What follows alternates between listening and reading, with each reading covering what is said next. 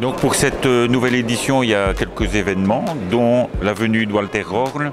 Donc la particularité de cet Allemand double champion du monde est qu'il sera sans doute le seul à avoir fait cet exploit de gagner 4 fois le rallye de Monaco, donc de Monte Carlo plus exactement, avec 4 marques de voitures différentes, donc Fiat, Opel, Lancia et Audi. Depuis qu'il a arrêté sa carrière en rallye, il est devenu un peu l'ambassadeur de Porsche. Donc il teste tous les modèles de route et tous les modèles de course, sur le Nürburgring par exemple, etc. Donc c'est une valeur sûre du sport automobile. Derrière moi, vous voyez la Red Bull Formule 1, donc, qui est la championne du monde 2010 avec Sebastian Vettel, donc le pilote allemand. C'est vraiment exceptionnel que nous puissions en profiter et la montrer à tout notre public, parce que c'est une voiture évidemment très demandée.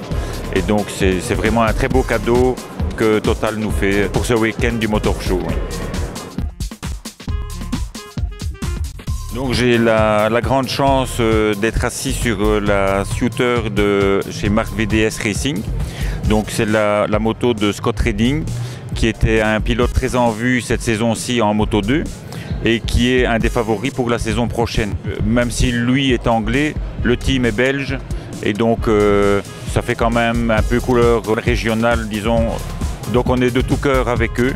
Donc ici la Moto 2, c'est important de la montrer dans la mesure où nous avons une expo sur l'histoire des 250 cm3 et la Moto 2 remplace ces 250 cm3 que nous allons aller voir. À ma droite, effectivement, la voiture championne du monde des rallyes, donc la Citroën de Sébastien Loeb. Bon, malheureusement, c'est juste une effigie qui est à ma gauche, c'est pas de lui personnellement, mais sa voiture est là et elle est très belle, donc c'est toujours un événement de l'accueillir. Voilà.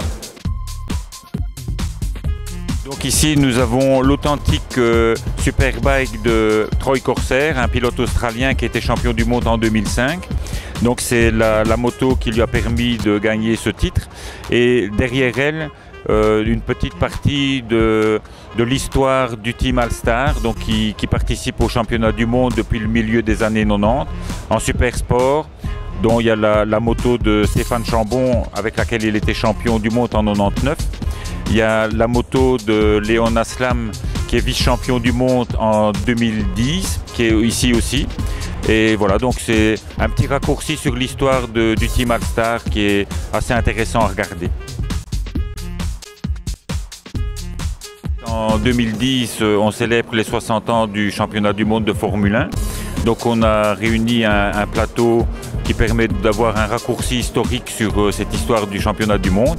J'ai la chance donc d'être assis sur la Renault 2010, donc dernière Renault dans le championnat du monde à l'heure actuelle.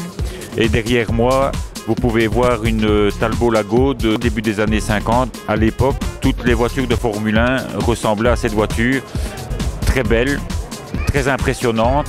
Et entre cette Talbot Lago et cette Renault, tout un tas de voitures comme la McLaren avec laquelle James Hunt a été champion du monde en 76.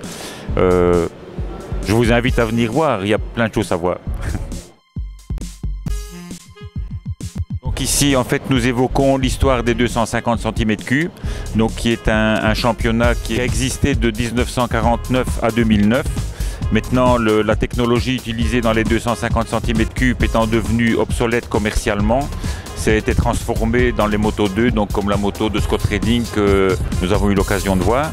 Et ici, le charme de cette exposition est que nous avons une moto identique à la première moto championne du monde, donc une moto Guzzi, avec une moto identique à la dernière championne du monde, donc celle de Aoyama, un pilote japonais.